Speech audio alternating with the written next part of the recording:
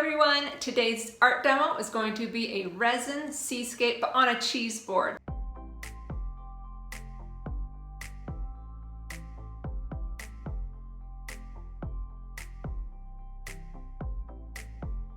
If you're new here, I am Tammy at Tams Creative Corner, and in today's video I'm going to show you not only how I pour the resin and mix the pigments, but how to tape off the back of your board and clean up all those drips on the back when you're done, so that you have a perfect functional original art gift for that someone you love or for sale. So let's get started.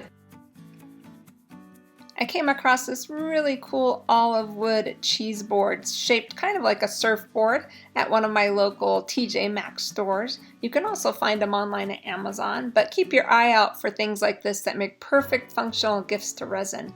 I'm just taping off the back with this awesome blue scotch tape. It's not like a normal painter's tape, so I'll be sure to list that down below. Taking the time to tape off the back of your board is going to save you just a ton of time later, because that resin will drip off over the sides and onto the back.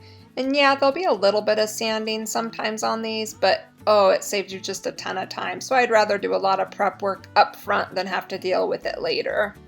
And now with some acrylic paints, I'm just painting down a base coat, mostly just to give me an idea of how to pour my resin. And today I'm using Counterculture DIY's resin and pigments, because the resin's a lot hardier and it's better for functional art pieces. This resin's 1:1 ratio, so you can see here on my TCP cup, I just pick the 1:1 and the amount I want to pour, and it's half resin, half hardener. I blend it really well, and then I divide it into my smaller cups, and that's where I'm going to add my pigments. And make sure you reserve some clear on the side, because you're going to need that for your waves. Their pigments are really intense, so you can make it as translucent or as opaque as you want by adding more or less. And so you can take one pigment and make it 3 different tones, which is really awesome. So I usually go dark to light on my seascapes, and that's what you see me doing here. If this video is going too quick for you, don't worry, I have more seascapes and I'll link some of those above. There's lots of information scattered between all of them, and I just don't want to say the same things over and over again, so I try to change it up a bit here and there.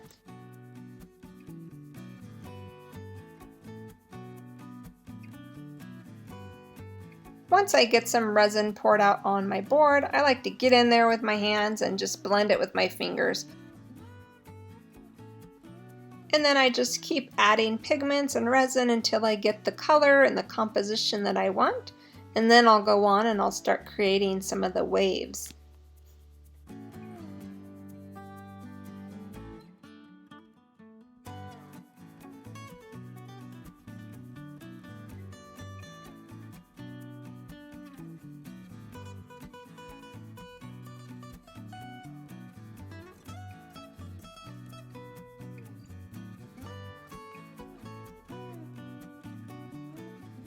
And now you see me adding clear resin to my board. This is where I'm going to put my waves.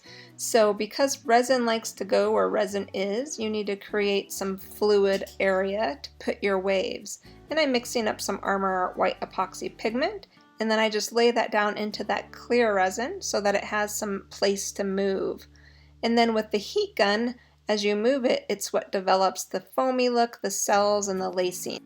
And I get asked a lot about how to get this look with your waves, and I really believe it has to do with the quality of your pigments and the heat.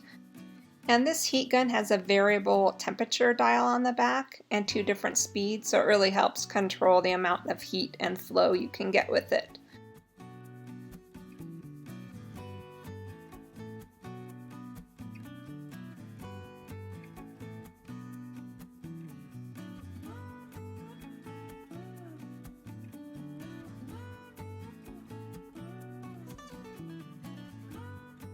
I've decided I wanted to add some more waves coming out onto the board, so I add some more clear again so that I can lay my white pigment in.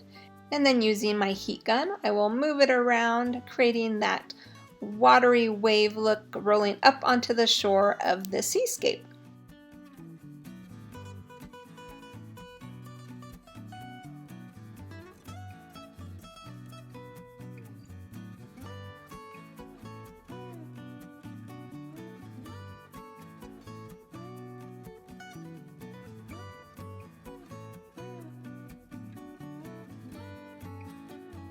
Here's a close-up of some of that detail. I love those cells and that lacing that you get. Now I'm going to let this cure for a couple of days. And next you'll see me removing that tape off the back and cleaning it up and getting it ready to go. Now that it's cured, I'm going to heat up that tape where those resin drips are, and then pull the tape off and clean up the back a little bit.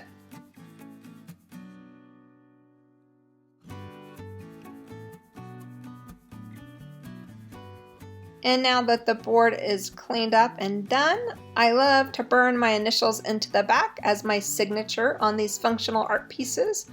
And there you have it. This is the final product. And I think it's going to make a beautiful little resin cheese board gift for someone. If you like this video, I'd sure love it if you'd leave a comment below and let me know what you think. And don't forget to hit that subscribe. Happy creating, everyone.